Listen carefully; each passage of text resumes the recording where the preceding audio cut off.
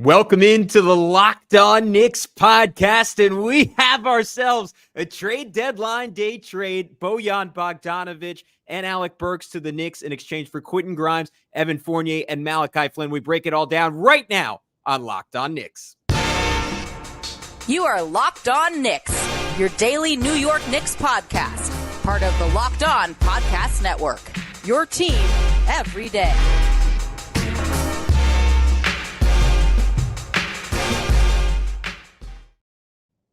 Oh, man, it's a good day. You are Locked On Knicks, your daily New York Knicks podcast. I wanted to thank you for making us an everyday listen. Today, a twice-a-day listen if you want to do so every single day. Be sure to subscribe on YouTube and hit that notifications bell to ensure you never miss an episode. And be sure to do the same on your podcast platform of choice, hitting that auto download function. But who's talking to you? I'm Gavin Schall, your favorite play-by-play broadcaster's favorite play-by-play broadcaster who's been covering the NBA for 10 years. He is Alex Wolfe, editor-in-chief of The Strickland, the greatest Knicks website in the whole wide world. You can check them out on all forms of social media at thestrick.land. No, you did not hit fast forward on your YouTube. I took my ADHD medication and had some caffeine at the same time, knowing a trade was about to break, and then it happened, Alex. I'm not sure if your reaction was the same as mine, but we got that initial tweet, I think from Shams, that it was Quentin Grimes for Alec Burks, and for about 2 minutes there, I was pretty distraught. I was like, same old Knicks trading the present for the past, the future for the past. And then for about the millionth time with the Leon Rose front office, I've learned the lesson. Just wait for it. Came out that the Knicks are also acquiring 20-point scorer, one of the best shooters in the NBA, in Bojan Bogdanovic, bulking up their offense, bulking up their bench, providing some OG Anunoby insurance, and all of a sudden, this is a pretty substantial move for the New York Knicks. What's your initial read on it? Yeah, I had the same initial reaction. Like, one of my coworkers at my day job, big Knicks fan, and I immediately was like, bro, they just traded Quentin Grimes and 2 second-round picks for Alec Burks. And I was like, what is going on right now? Like, why did they just do this? And then, yeah, we were texting each other. We were like, oh, should we go live? And we're like, no, I was like, let's wait just a couple minutes. So we waited a couple minutes, and then then they get Bogdanovic too. I think it's great. I do think that this definitely is a sign that the Knicks think that they're good, like possibly Eastern Conference contender good this year. And also I would say probably bodes well that they think that the health of Randall and Anunoby is going to come through, which we'll talk about in a minute. But like, I don't think they make this deal and go after Bogdanovic like that and invest the amount of resources that they did, unless they, namely Quentin Grimes, because 2 second-round picks. We'll wait and see which ones they are. I don't know if it's actually been announced yet, but it could just be the ones they got for Obi Toppin, which are not super high value anyway. But yeah, it was. I think this was a solid trade for them. I mean, they still leave somehow, against all odds, leave all the firsts untouched through these 2 deals and have added 4, if you count now Precious, 4 like bona fide rotation players without touching a single first-round pick. And that's pretty impressive. I mean, I think they've really done well for themselves here. Obviously, again, the team gets older. The young core is now essentially Deuce McBride, Jericho Sims, and Mitchell Robinson, who's sort of more in his prime now, but like at least him and Hartenstein, same age, Alex. Yeah, and Hartenstein too. I mean, it's like they're kind of making the move to turn into a like a contending team now, or at least if you squint hard enough, a contending team. But I think this sets them up fairly well for the future too, because Bogdanovic will probably ball out this year, which means if you got to sell him as part of a deal for a bigger player next year, or over this summer, then you can sell that to some team that's like, well, we want to reload, not rebuild. It's like, well, okay, here you go. Here's a guy that can score 20 points per game easy for you as long as you have a decent defensive setup. But yeah, I again, very upset to start. Very okay with it now. I think this is a pretty solid deal. I'm excited to see those 2 lace it up. We didn't even talk about Burks really, but Burks, obviously we know what we're getting, and he should be able to just slot in as seamlessly as anyone. Yeah, I think this is going to supercharge their offense. Like you and I have spent the last few weeks touching on it and discussing the concept of, all right, this has been a good regular season offense since the trade. I think coming into their last game. They were against the Grizzlies. They were 9th post-trade, maybe a little bit better in terms of overall offense, while being clear-cut the best defense in the NBA since acquiring OG Anunoby. And that's with the obvious caveat that they haven't had Julius Randle for 4 games. Now they haven't had OG Anunoby, or Julius Randle for 5 games. They haven't had OG Anunoby the last 5 games. So let's just say they've been something like the 8th best offense in basketball since the deal. I'm of the belief that was not going to totally translate to the playoffs, and some of the things that teams are doing in terms of just totally playing off of Josh Hart and like doubling Jalen Brunson are only going to get more aggressive as the stakes ramp up and you go from the first round to the second round. I mean, if things go really well,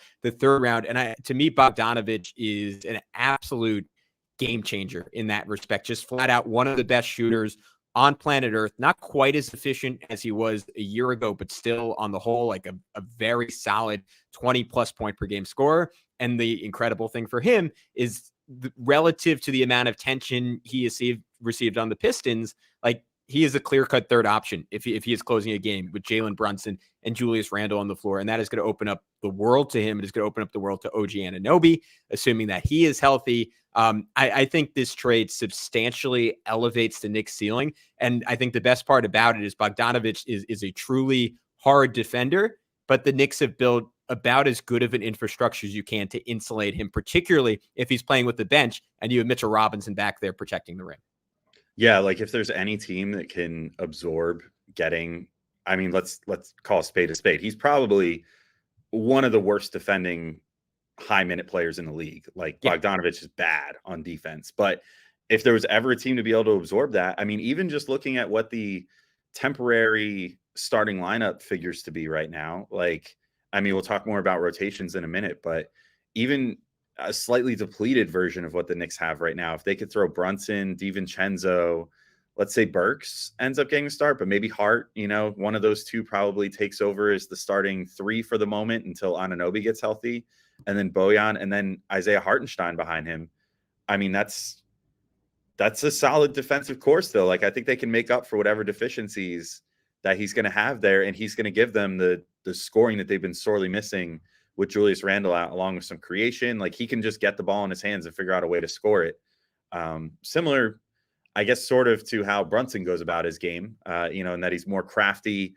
Obviously, he's not going to knock your socks off athletically anymore in his mid-30s, but it still puts up 20 points per game and was doing it on a Pistons team that was truly atrocious and was still managing to put up the amount of numbers that he was putting up on a Knicks team playing off of Jalen Brunson, and eventually maybe playing. Maybe there's a world where he can come in and there could be a closing lineup of like Brunson, Bogdanovic, OG, Randle, and like Mitch or Hartenstein.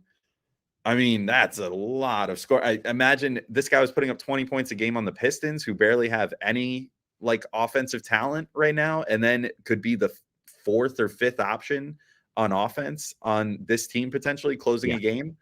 That's crazy to think about. I mean, he's going to make a big difference here, I think, and probably gives the Knicks, I don't think it's an exaggeration to say, maybe the best bench scorer in the entire league right now, if he eventually settles into just being a bench player. I'm in total agreement with you. And I mean, let's just go through the sheer depth of talent right now, because I just saw a tweet that sparked this from I'm blanking. I'm forgetting who I saw the tweet from. Anyways, point is, like, Isaiah Hartenstein, like, good starting NBA center. Julius Randle, all-star. OG Anunoby, like maybe the best perimeter defender in basketball while being an excellent offensive player.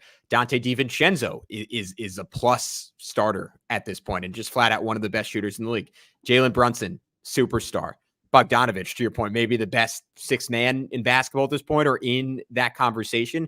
Mitchell Robinson, like, has to be, like, if he is going to come off the bench, like, or flip him and Hartenstein if you want to, like, he just has to be considered like maybe the best bench player in the NBA, given that he's just one of the elite rim protectors in the sport. And then you still have Josh Hart, who has shown what he can do and the kind of impact he can make. And you go on and on from there. I mean, Deuce McBride can clearly contribute for this team. Precious Achiuwa can clearly contribute for this team. Like, they have just they're going to go into a playoff series not having to play a liability. And again, Bogdanovic is that on one end of the floor. Brunson is going to get attacked on defense. Julius certainly has his moments, but in terms of guys who are in the aggregate a negative at the highest stage possible, like the Knicks could get to the finals. And I still don't think there's a spot where I'm like, all right, we are just screwed at this one position. The depth is incredible. And to me, this is a bet on Jalen Brunson more than anything, and recognition from the New York Knicks that they have a bona fide superstar. They have a guy who, I said it on a previous podcast, I said it again, there are maybe 6 guys in the entire league who I would say going into this series or going into any series are definitively going to be the best player in that series versus Jalen Brunson. And even that feels like on the right 5-game stretch, could Brunson be better than most anyone? I mean, that is probably overstating things, but what we saw against the Heat, that's plausible. And I think the Knicks recognize that he's even better this year and said, hey, let's just give this dude a shot. He's 27 years old. He's right in the middle of his prime. Let's trust that, if we give him the pieces, he can push us to a win against pretty much anyone. Yeah, I mean, I struggle to think of any team that's deeper than the Knicks now, for sure. It's the fact that they have now 3-4 starting caliber players. I mean, essentially their whole rotation, if you went around the league, you could probably start almost anyone in their rotation on 2/3 of the teams in the league potentially. And that's crazy to think about. Josh Hart would start on a lot of teams in the NBA. Bojan Bogdanovic would start on a lot of teams in the NBA. Mitchell Robinson, when he comes back, we figure will come off the bench. He could certainly start at center for probably 3/4 of the NBA. I mean, he's a high-level starting center who has just sort of been usurped by a higher-level starting center, which is crazy to think about. And then, I don't know. It's and Burks too. I mean, Burks now, I keep forgetting about Burks, and he was literally the first player that came up in this deal. But I don't know if he's necessarily starting caliber anymore, but I think a lot of teams would kill to have him be the first man off their bench, and he might be the 3rd guy off the Knicks bench now, which is crazy to think about too.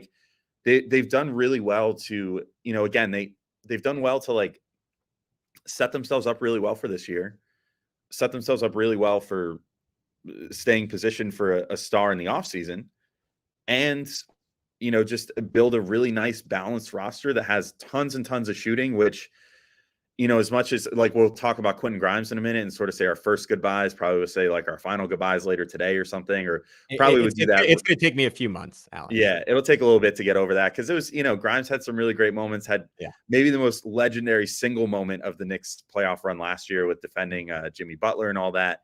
But unfortunately with him, and then even with Quickly and with Barrett, I think the Knicks just looked at this team and said, too much of this is still theoretical.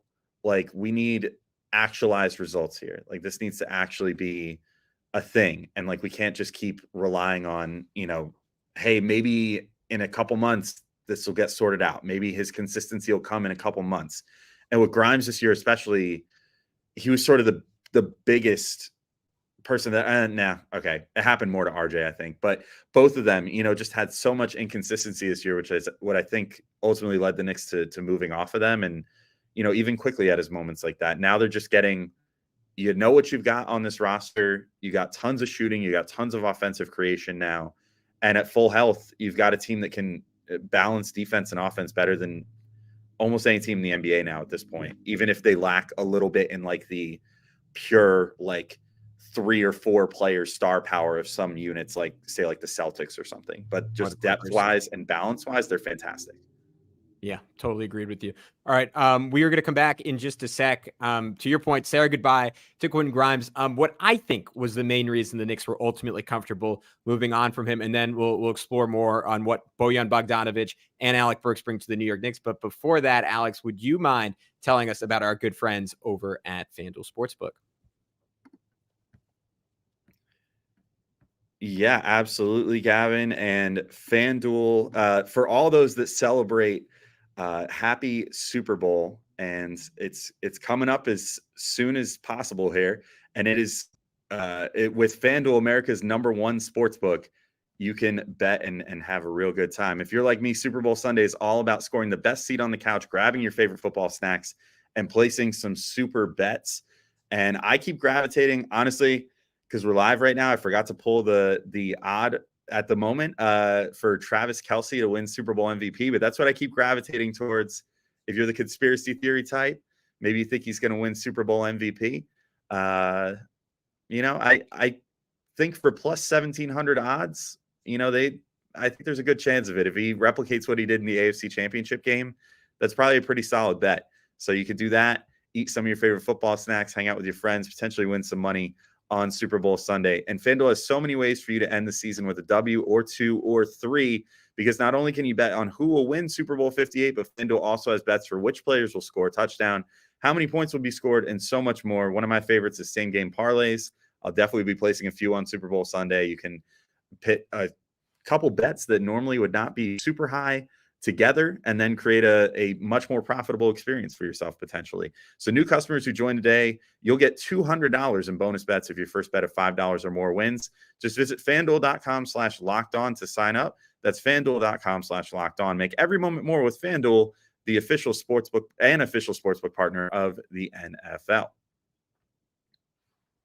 And I also want to tell you about our good friends over at PrizePicks. You might be at home asking, what is PrizePicks? Well, I'll tell you, PrizePicks is the largest daily fantasy sports DFS platform in North America, where the easiest and most exciting way to play DFS is just you against the numbers. So instead of battling thousands of other players, including pros and sharks, you pick more than or less than on 2 to 6 player stat projections and watch the winnings roll in. With basketball season here, you can now pick combo projections across football and basketball from the specials league. So this is what you might want to do for your Super Bowl party. A league created specifically for combo projections that includes 2 or more players from different sports or leagues. So for example, I'm going to go Travis Kelce receptions plus Jalen Brunson made threes in the 3-point contest. I'm going to say over 31 for that. That is ballsy. Maybe more like 28. Anyways, want to play alongside some of PrizePicks' favorite players? You can do so, like rapper Meek Mill and comedian Andrew Schultz. You can now find community plays under the promos tab of the app to view entries from some of the biggest names in the PrizePicks community each and every single week. So to check it all out, all you have to do is head over to PrizePicks and be sure to go to prizepicks.com/LockedOnNBA and use code LockedOnNBA for first deposit match up to $100. Once again, that's prizepicks.com/LockedOnNBA and use code LockedOnNBA for first deposit match up to $100. PrizePicks, pick more, pick less. It's that easy. All right, Alex, we are back continuing to talk through this earth-shattering trade, I'm going to call it, for Alec Burks and Bojan Bogdanovic. And anyone who's listened to this show for a while, even if you're a newcomer, I'll just tell you, I'm a longtime fan of Quentin Grimes. I love Quentin Grimes, and much like it was to move off Emmanuel quickly, this is heartbreaking. This is a bummer, and it was so incredibly fun to have a young group of Knicks who did it the right. The last time I felt this way, I think, about a younger guy on this team was Iman Shumpert, and maybe before that was Danilo Gallinari and Wilson Chandler. But the point is, it's been a while since the Knicks have had a group of guys that are two-way players, like work their you-know-what's off, like are about all the right things and have exceptional upside. And despite the fact that Grimes hasn't quite made the progress into year 3 that I hoped, and I think that the Knicks have hoped, and I think if he had made that progress, he would have been virtually untouchable in a trade that wasn't for an all-star. But he didn't totally get there. And to me, the single biggest factor in this, beyond having to pay him either this summer or next, is the fact that the shot is not what it was over the last 15 or so games of last season, where he was shooting 45% from 3 on high volume. And I was kind of sitting there with a big smirk on my face when that was going on, saying to all the Grimes haters out there, suck on this. Like he's a bona fide elite shooter. He's just a notch below being an elite defender. He's the kind of guy that if you're hoping to build a championship core, and it felt like the Knicks were approaching that, like you want to keep on your team at all costs. And even when the Knicks were looking at trading for Donovan Mitchell, that's what I kept coming back to. And I think the fact that this year he's only shooting around 36-37% on mostly open shots is what gave the Knicks the leeway to trade him. And maybe that'll look stupid. Maybe just a small sample size. Obviously the shot itself is beautiful, but I think they got two guys, as our buddy DJ Zulo put it, in Alec Burks and certainly in Bogdanovic, that today are better shooters and are going to be treated like better shooters in the playoffs. And that is going to make a world of difference in terms of how much attention defenses can pay Jalen Brunson, how much they can try to torture Julius Randle with double and triple teams like the Hawks did, like the Heat did. And I just think, I mean, obviously Brunson was able to get it done anyways, but we're going to see a more direct translation of Brunson's regular season production into the playoffs. And we're going to see Julius Randle, if healthy, have far and away, I know low bar, but far and away the best playoffs of his career because of the shooting the Knicks are going to be able to put on the floor. And unfortunately, Quentin Grimes just wasn't able to quite provide that. Yeah, that's what it mostly comes down to, right? Like Grimes, I think he was more theoretical at this point than actualized. Whereas when we got to the end of last playoffs, we started to see what we thought was the version of him that was going to be the player he was going to be, right? Like we were like, but even in last year's playoffs, some of it was theoretical too, because even in that Heat series, he was providing the spacing, which is why he had to play like 48 minutes or 46 minutes, whatever it was that one game. I forget. Game 5. Yeah, in game 5, like, you know, he had to be out there the whole time because they just didn't have anyone else that could at least draw the defense.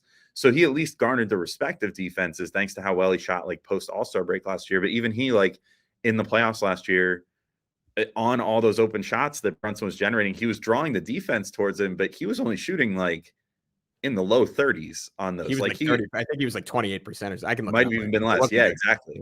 So I think that's exactly like what you said. The Knicks looked at this and they said, we might have something here. I mean, look, regardless if you think the Knicks are going to win the championship or anything this year, like they can at least stake a claim. Like, and if they want to stake that claim and say, we think we might be able to this year, you can't fault them for it because they just went 14-2 in a month. Like they literally just had one of the best months in team history.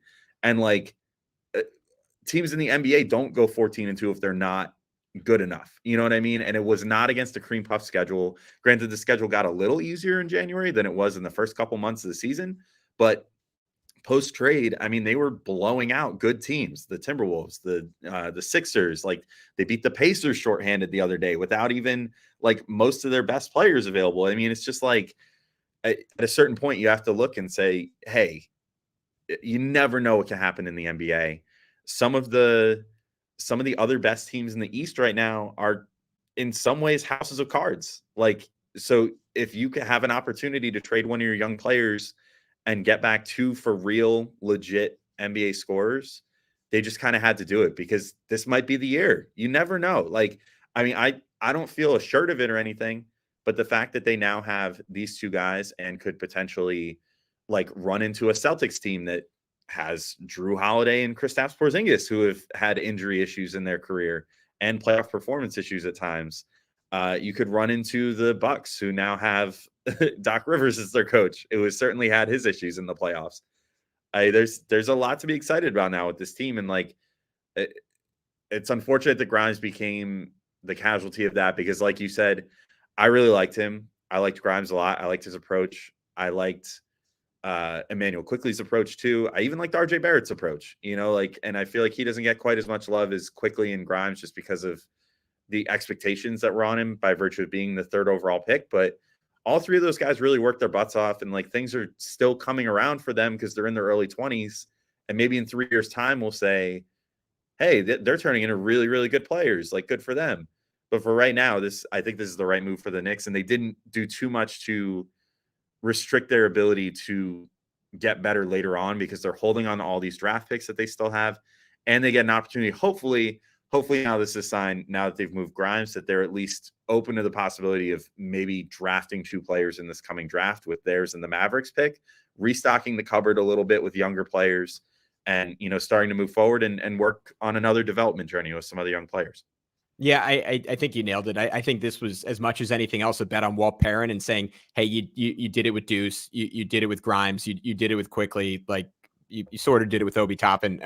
Let's go do it again. Let's go find another one of those guys, and we believe in our talent evaluation. And right now with the hit rate the Knicks have had, there's no reason not to believe in that talent evaluation. Now, you could be the best drafting team in NBA history. It's unlikely you're going to get players as good as Quentin Grimes and Emmanuel Quickley are in the 20s. Like that is just always going to be a long shot. So it is easier said than done. And yet, like, the Knicks also like have gotten a closer look at Quentin Grimes than anyone in the league has had over the last 3 years. And I think they're clearly saying to themselves, like, we think he is going to be a fantastic 3-and-D guy. We just don't see the potential here for more than that. And to me, that was the single biggest disappointment with Grimes this year, is that he is shown in moments to be an excellent finisher at the rim. I think finished last season shooting something like 70% at the basket, but just did not get there enough. And instead of that elevating this season, it was non-existent for the first 30 or so games of this year. And then before he got hurt, that was clearly changing. He's clearly making far more of an effort in the half court to get there, more of an effort in transition to get there, shooting more threes. Like, I really like the way he's playing. And I think it is worth noting, like, against some of those premier teams that you're talking about, whether it be the Celtics, whether it be guarding someone like Damian Lillard on the Bucks. Like, I think outside of OG and in certain matchups, like especially against someone like Tyrese Maxey, I'm going to say including OG, I think Grimes was the single best guy on this team to guard those guys. And that's why Detroit did this trade with no first round picks. Like, it's projecting way down the road because they are just about the furthest thing in NBA history from a contender right now. But his defense and his screen navigation in particular are so valuable in those matchups. I think they're just a little bit less valuable to the Knicks because the Knicks rim protection is so good. And because in Anunoby, they have someone who, even if it's not like, I think he's better guarding big than guarding small. It might not be his best attribute, but he's such a absolutely top tier defender that he can still do a very solid job in those matchups. So I don't think it can be argued that the Knicks won't miss Quentin Grimes. And I would argue he was being underutilized, but it's just an obvious trade. And again, it's like both of these moves are just acknowledging who Jalen Brunson is. And we got to give the guy some credit, who Julius Randle is. And that's an all-star and an all NBA caliber player. And you have those two things at the same time. It makes sense to go all in around them.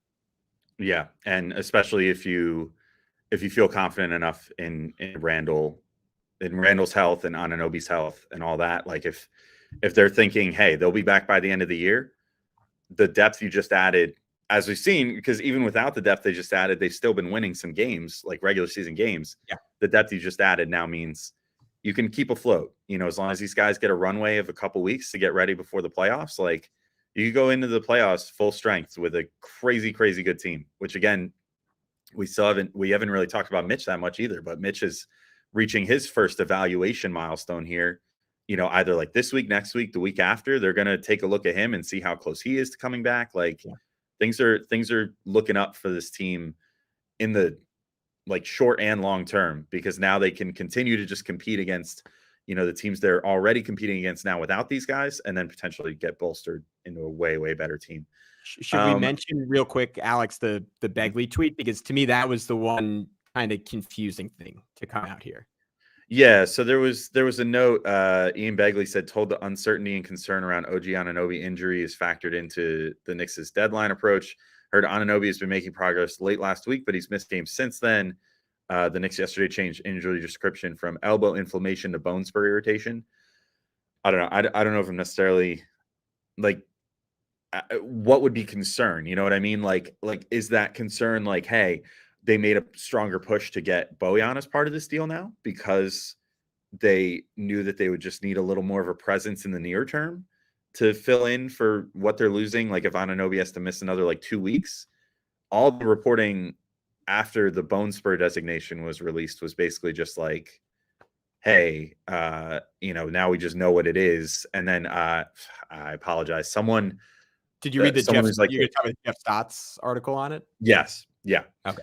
Wrote the article where it was basically like, hey, if it's a bone spur, like as long as they can maintain the pain and whatever, he should be fine, and he can get through the end of the season. Maybe they'll consider surgery in the off season or whatever, but unless it gets like significantly worse, he should just be able to pain manage through the end of the season. It can limit his range of motion, I think, was the only other thing that's like slightly concerning. Yeah. But I mean, I don't know. He's clearly had it leading up to when he was out, because we saw his elbow's been, like we remarked on that the other day, like his elbow's been taped up this whole time. So clearly I think this is something he was dealing with in Toronto even, and maybe they knew about, but it's like something he just manages when it comes up. But either way, I'm not too worried about it. Like I think the Begley message, I don't know, read more to me like they wanted to get more depth. Like they were thinking about maybe just getting one player, and now they got two because they're like, oh, we might need a little more depth just to get us through these next few weeks or whatever if Anunoby can't come back right away. Yeah. But I guess only time will tell. I'm not too concerned though until we get something more dire, I think. But is your opinion any different on that? No, I tend to agree with you. Maybe like I think the phrasing was a little bit concerning to me initially, but after hearing what you said on it, I think I tend to agree with you. And the premise might have just been that Bogdanovic is someone who, to your point, can keep them afloat and just allows them to be very, very conservative in terms of how they manage both his injury and Randall, because it's worth noting with Bogdanovic that he's 6'7". He's obviously he's not like it's it's funny. I just got deja vu as we had this discussion when we were talking about how he could replace Evan Fournier. Like he's a small forward, like he's only 226 pounds. So you ideally do not want him banging with fours, but on a Knicks team where Josh Hart has played substantial minutes this year at the four, like you can have him fill in there. And I think part of the Knicks logic here is like this allows us to be as conservative as possible with Randall, with OG. And as the schedule gets harder, when the Knicks are no longer playing something like 1 million out of 1,000,001 games at home, they'll be able to keep winning, maintain their seed. And for the Knicks at this point, like top 4 seed looks hyper realistic given that Joel Embiid is at the very least going to be out for the foreseeable future, and have that home court first round advantage. And then ideally get a top 3 seed. And to me, that'll be really contingent on when OG comes back, when Julius comes back, when Mitch comes back. But I think this is a stay afloat move in the short term and elevate your ceiling substantially move in the long term. Alex, I know you got to get running soon, but do you want to give like any quick final thoughts on Alec Burks? Because I know we've touched on him a couple of times. We haven't really gone in depth on like how he can potentially contribute, and then what this rotation might look like when everyone's fully healthy, because they're trading one rotation guy for 2 rotation guys. And that rotation guy was only playing about 20 minutes a game. Yeah. So on Burks, I mean, I think we sort of touched on this morning, but hopefully the plan is just not that he's going to be point guard again off the bench. Hopefully they keep with this. Yeah. Hopefully they keep with this sort of point guard by committee sort of thing that they have going on there. They could have Burks, Deuce McBride, Josh Hart, and then eventually Bogdanovic, they might have to expand to a 10-man rotation again. I don't know. My thing is that I just hope that Tibbs has learned from his mistakes of basically doing the hockey shifts in the past. And, that would be a good way to sort of lessen the load on some of these guys that are clearly dealing with like nicks and bruises, like maybe you don't have to play OG Anunoby 40 minutes a night leading up to the playoffs, like you could save that for the playoffs, hopefully when it matters. Hopefully when Julius Randle comes back, you can spell him a little more, extend out to a 10-man rotation, give him a little more time to kind of get his bearings under him again. When Mitch comes back, Hartenstein is dealing with his Achilles issue. So then hopefully you can get them into more of an even split again, of like 24-24 or, 28-20, something like that, as far as minutes load goes. So anyway, the Burks part of it. I know he's going to give good shooting. I think he's still going to run into a lot of the same issues where he can maybe get to the rim, but not finish there, which is what we saw with the Knicks the last time around, which is part of what kind of ruined the experience with him, because he was being expected to like do what Brunson wound up doing the next year, but Burks is not Brunson and he cannot finish around the rim and does not have that amount of riz like around the rim to be able to do stuff like that. So just keep him mostly shooting the ball, breaking down the defense, hitting the occasional midi if he has to, that sort of thing. And then rotation wise, they said, I think they probably go to a 10-man. I think they kind of have to, at least before the playoffs. Then you trim the fat around the playoffs and just kind of, obviously there, you want to ride the hot hand, play whoever's playing best. Probably means the Deuce loses his spot in all likelihood, because I think starting lineup wise, you're not going to change it from what it was when they were so good in January. Like it's going to be Brunson, DiVincenzo, OG Anunoby, Julius Randle, and Isaiah Hartenstein in an ideal world. And then off the bench, I think it'll probably be Burks, Hart, Bojan, and Mitch. And then it becomes a little playing with them, probably. Yeah, maybe Randall mixes in with them, but then what do you do with Precious? What do you do with guys that have played really well? So like Precious especially, I don't know, maybe knowing how Tibbs is, I think he might view Bojan as more of a 3 than a 4. So maybe he throws Precious still out there sometimes as the backup 4 behind Randall, is more of a traditional backup 4. Granted, he had Hart playing as the backup 4 before. So but he also loves any excuse to play Hart at the nominal shooting guard. So I don't know. They have a ton of talent on the bench now. I mean, they really have enough talent for an 11-man rotation now if they wanted to. But as we know, they probably won't. So that's going to have to be something that just sort of plays out the rest of the year. I think, unfortunately, it's probably going to be Deuce and Precious that suffer the most, though, if everybody gets healthy at a certain point, and you'll probably get down to a 9-man rotation that way. All right. I think it's going to be 9. I think it's going to be 9 when everyone's healthy. And I think that's the only way that the minutes will ultimately work out. And we can, unless people want to watch me do math on the fly, which I don't think would be a pleasant experience.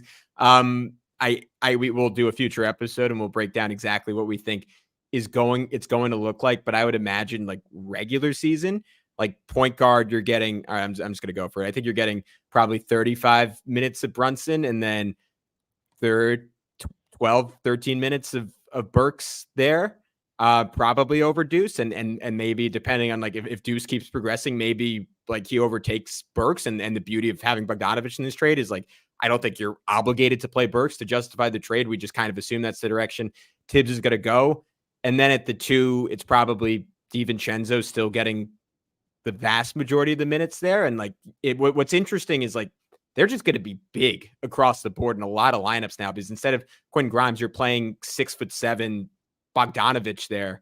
So that's a little bit more size, but you're probably playing Bogdanovic, I don't know, like the remaining like 18 minutes at the 2. And then you're playing OG. I don't know. I probably shouldn't try to do this on the fly. The point is you're finding a way for Bogdanovic to get to like 25 minutes a game. Alec Burks is probably going to get around 18 minutes a game. Everyone else is probably going to play about the same amount, except for Hartenstein and Mitch will split the minutes more evenly. Do you have to get rolling, man? I can keep this going. Talking about Bojan's contract a little bit. Yeah, I do got to get going. But thanks to everyone for tuning in. We'll be back later together, but I got to get back to work, unfortunately, because I do have a day job and they've been gracious enough to give me this amount of time. So I'm going to bounce, but Gavin, I will see you later, bud. And all right, sounds good. Later, man. See you, dude. We don't know how to end videos without having an outro. All right, but I'm going to keep this rolling. We are going to talk Bojan Bogdanovic's contract, because to me, this is probably one of the more significant aspects of this trade and why the Knicks felt like this was the deal versus someone like DeJounte Murray versus someone like DeMar DeRozan, and that is Bogdanovic is expiring money. He is a partially guaranteed $19 million option for next year. The Knicks will pick that up and use it as outgoing salary in a trade for their star of choice, or not their star of choice, I guess the market star of choice, like whoever's available that the Knicks also want. Perhaps that is Joel Embiid. Perhaps that is a name we haven't even contemplated yet that becomes available in a year. But in line with our buddy over at Knicks Film School, Jeremy Cohen's continuous soup theory, this is a fantastic job by the Knicks front office, taking Quentin Grimes, who is someone who is going to be up for an extension and probably would be asking for more money than the Knicks wanted to pay, perhaps more money than the Knicks were ultimately able to pay, and instead turning it into someone who helps you now and in fact makes you quite a bit better now in Bogdanovic, but who's also 34 years old.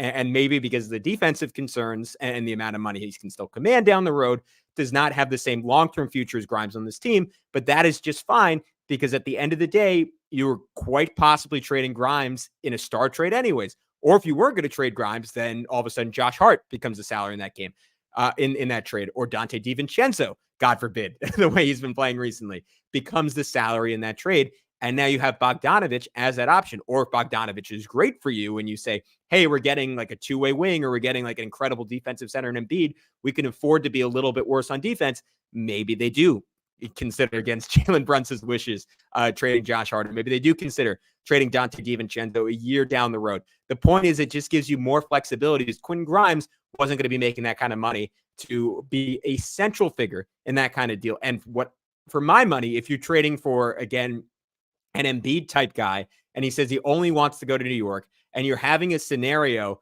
where it has to be an all-in move, you were going to be asked to part with Quentin Grimes anyways. And it was probably going to be demanded, as Quentin Grimes was sort of the one young dude they had left, that he was part of that trade. You do slightly weaken your asset pool in terms of making that deal. But I think part of the premise of it is with Bogdanovic, he's either in that trade in a 1-for-1 trade as money, or you can make it a 3-team trade and use him as an asset and likely, like if he plays well for the Knicks, recoup pretty similar value to Quentin Grimes, trading him a year down the road. So I think the Knicks see this as a way to help now that ultimately will not cost them in the future. We can talk, we can debate Quentin Grimes's ceiling and like what the Knicks are losing from that perspective.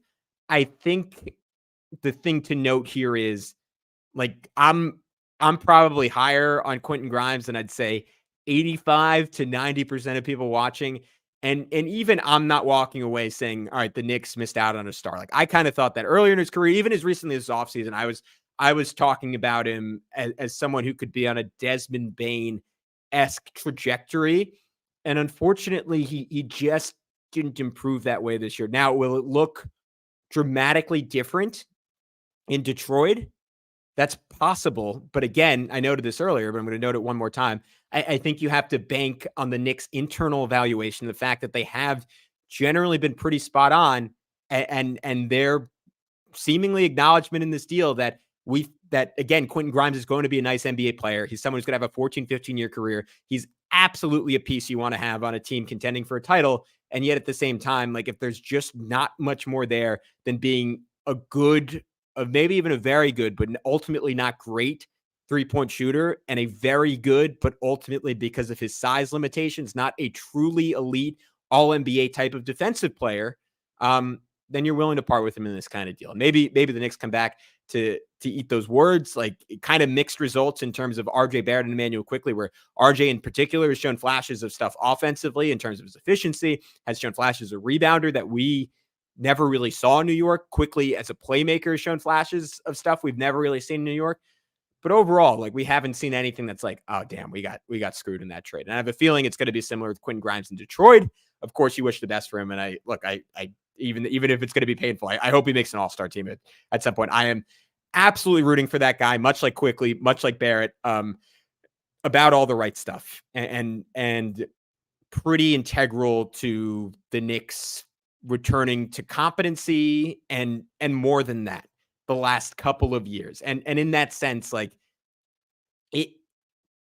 I don't want to, it would be melodramatic to call it a cultural rot losing these guys, but you do lose some stuff that makes this team special. And it goes to that philosophical question. Is it Theseus?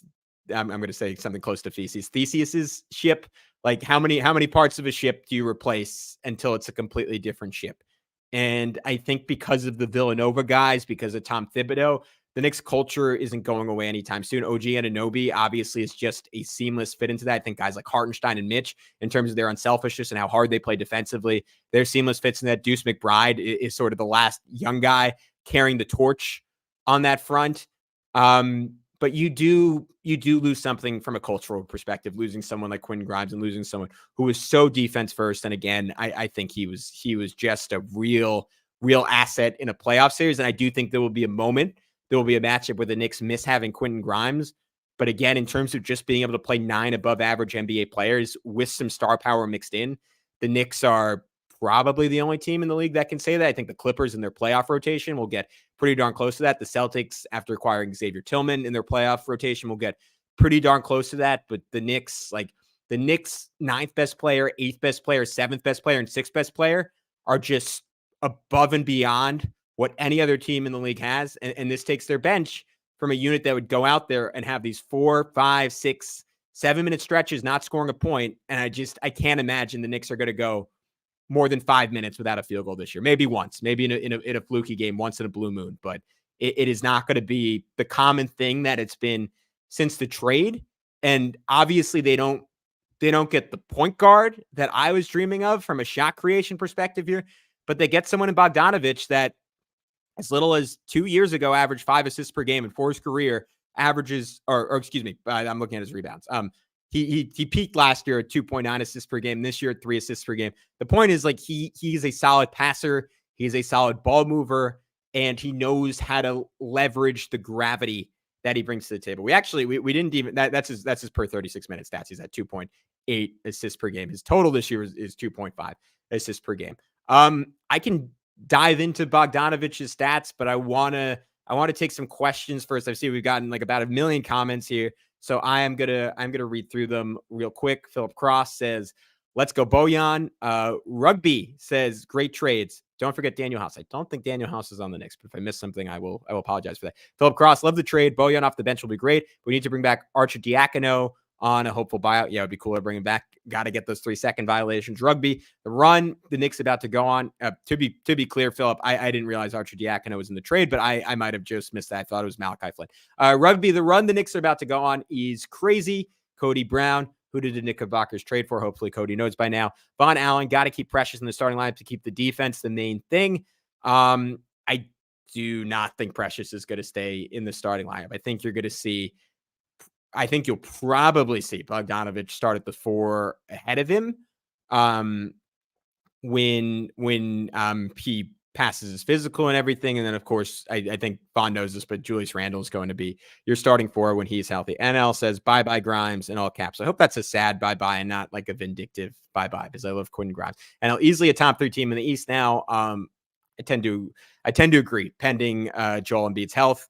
NL one big piece away now. Yep, totally. Underwear paint. Hield was also traded. I'm aware. That was a good deal for Philly. Makes me think they think Embiid is going to come back. Project Hallway TV. Yo, I really think y'all going to the finals this year. Bogey is legit. I'm happy for y'all. Don't let LeBron come there and destroy what y'all have built. I don't think he's coming. I'm sorry we did that episode. I know people didn't really like it, but I agree. I think Bogey is abso-freaking-lutely a legit offensive player. Like I said it earlier, I'll repeat it for people just joining in. Like flat out one of the best 3-point shooters in basketball.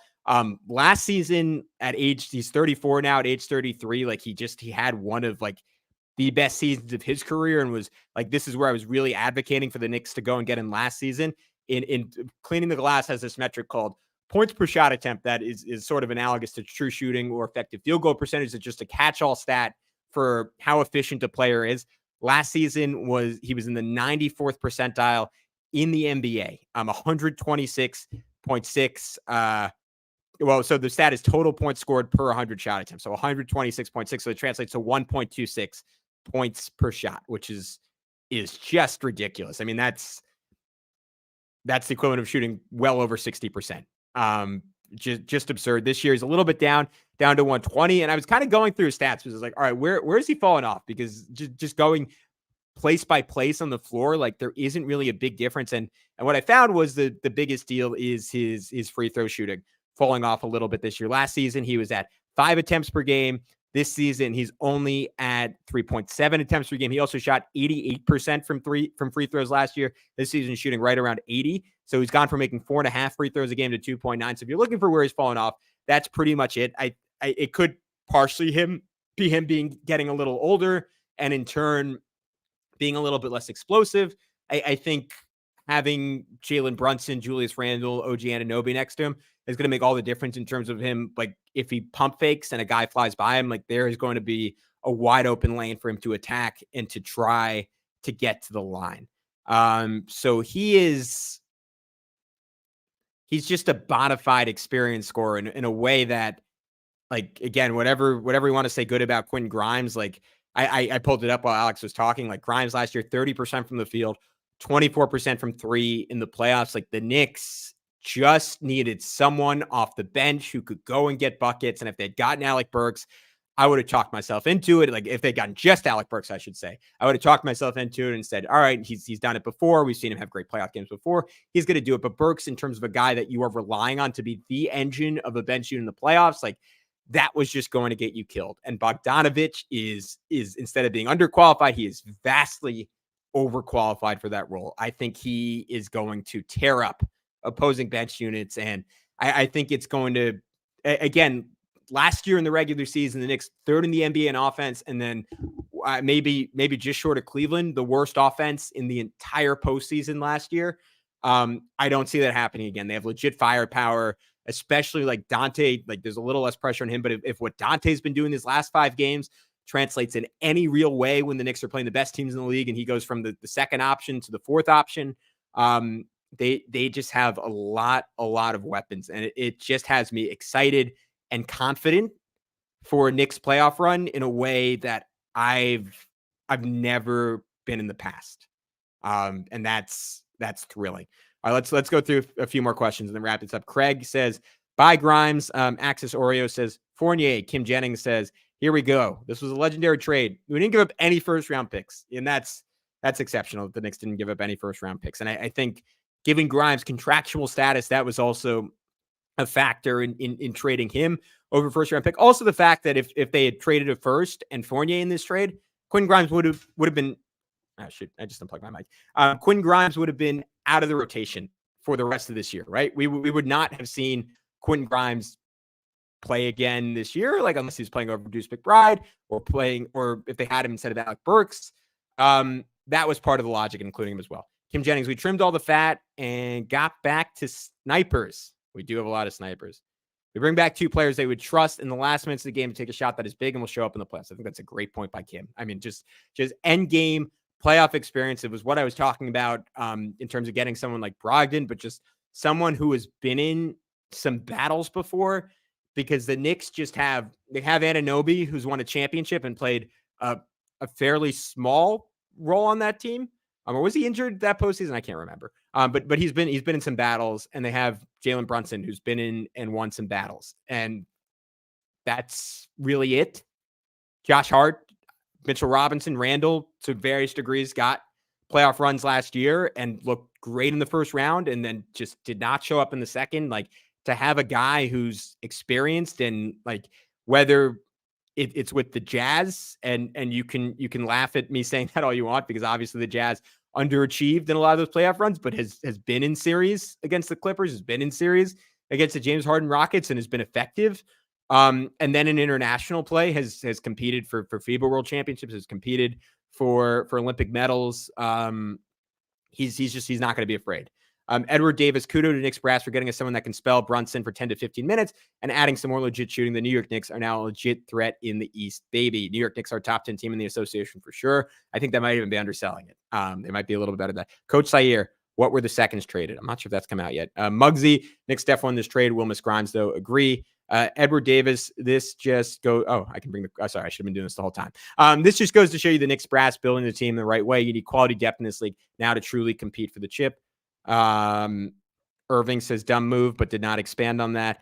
Mark LaGuardia, always great comments, Mark. Sorry, I don't always shout them out. Go get Lowry in the buyout. Knicks can legit challenge for Eastern Conference Finals. I wonder if they're going to do that, because if they go and get Kyle Lowry, then there's not a rotation spot for Alec Burks. And I think if that was part of the plan, and I got to imagine they have a pretty good understanding of if and when Lowry was bought out, where he would rank. But as Fred Katz and Ian Begley and a couple other people have noted, they do have the move to go. They do have room to go get someone in the buyout market. They'll be $2.5 million under the luxury tax. So they could certainly go and get someone. And I'd rather have Kyle Lowry in that spot than Alec Burks, and just have Alec Burks kind of be a breaking case of emergency 10th guy, or someone to spell like Josh Hart, or if there's an injury or something. So yeah, I am team going to Kyle Lowry. I think that would make a big difference for those 14 minutes a game. Mark LaGuardia is sad for Grimes that he has to go to Detroit. I will actually push back on this. Obviously, it is a pretty dire situation in Detroit. You don't set the all-time record for losses in the season if things aren't pretty bad, but it does give him a golden opportunity to work out all the kinks in his game, to figure out his ability to attack the rim, to maybe even run some point in the minutes that Jaden Ivey isn't on the floor, and to play off of like a big creator in Cade Cunningham that will find him easy looks. I think it could end up being the best thing that happens for his career, especially with free agency coming up. It's just sort of if he's ready for that opportunity, if he's up for that opportunity. If he's not, and it's a little bit too much for him playing that role, he does have the ability. Well, I guess he'll be restricted, but potentially has the ability to go and find a deal and leave in a year or two. Leon Rose for GM of the year. That's a good note to end on. I am going to say yes, but only time will ultimately tell. The Knicks are in a fantastic spot. And I'm sure, like all of you watching, I am incredibly, incredibly excited to see this team play and to see this team compete at full strength, because as Alex noted, they were already pretty freaking good dealing with a bunch of injuries and a bunch of issues. A 14-2 month, 16-3 since the OG Anunoby trade. 5 of those games with their best player, 2 of their 3 best players, not on the team. Statistically, they have the makings of a legit contender, and I think they just got substantially better. And that is going to scare the rest of the East, might even scare some teams out West. If Jalen Brunson is who we think he is, the Knicks are dark horse. And I emphasize dark horse, very much dark horse, like 5% finals contenders. And that is something that since 12-13, we have not been able to say, and only for the second time since I've become a Knicks fan, I am able to say, and that is pretty freaking cool. Again, we wanted to remind you, we're going to have so much more on this deal. I'm sure we're going to spend a lot of time in the post game after the Mavs one finishes, post game tonight, I should say, talking about it. We are going to spend a whole lot of time breaking it down with Kuka Heel, our buddy over at Locked On Pistons, to find out exactly what we're getting in Bogdanovic and what we're getting in Burks. But until then, I'm Gavin Schall, and we will talk to you very, very soon over on Locked On Knicks.